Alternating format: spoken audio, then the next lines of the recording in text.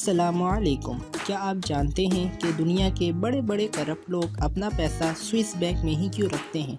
या फिर क्या आप जानते हैं कि जो सी मैमल्स होते हैं वो पानी क्यों नहीं पीते? तो आज की वीडियो में हम आपको ऐसे ही हैरान कर देने वाले फैक्ट्स के बारे में बताएंगे। मैं हूं हसन अली और ये है आपका अपना channel Optech. So let's start. Fact number 1। दोस्तों, यकीनन आप लोग किसी न किसी मार्ट में तो गए ही होंगे और वहां पर जाकर आपने शॉपिंग कार्ट भी ली होगी और इसमें सामान भी रखा होगा। लेकिन अब टेक्नोलॉजी की तरक्की के साथ साथ साउथ कोरिया में दुनिया का सबसे पहला वर्चुअल शॉपिंग स्टोर खुल चुका है। जी हाँ दोस्तों, इस मार्ट में बहुत ही एडवांस टेक्नोलॉजी का इस्तेमाल किया गया है।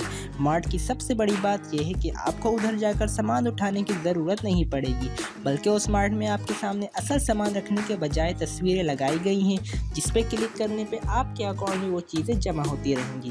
और जब आप अपना मुकम्मल सामान खरीद चुके होंगे तो आपको काउंटर पे जाकर सिर्फ अपना अकाउंट नंबर बताना होगा और उसी वक्त आपके सामने आपका सारा सामान जो आपने खरीदा होगा हाजिर हो जाएगा।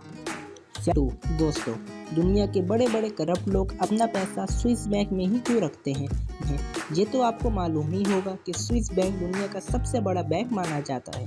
बड़े बड़े चोर अपना पैसा स्विस बैंक में इसलिए रखते हैं क्योंकि स्विस बैंक का ये कानून है कि वो किसी भी बंदे का अकाउंट किसी दूसरे को नहीं बताता। यही वजह है कि बड़े बड़े चोर और करप्ट लोग अपना पैसा स्विस बैंक में रखते हैं।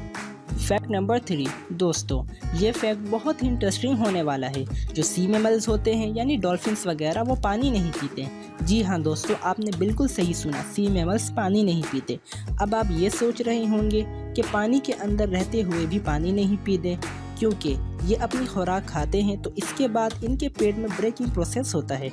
इसके ज़रिए से इनकी खुराक में से पानी निकल आता है जो कि इनकी ज़रूरत को पूरा कर देता है। Fact number 4। Mirror house. दोस्तों, आपको भी मिरर हाउस में रहने का शौक तो होगा।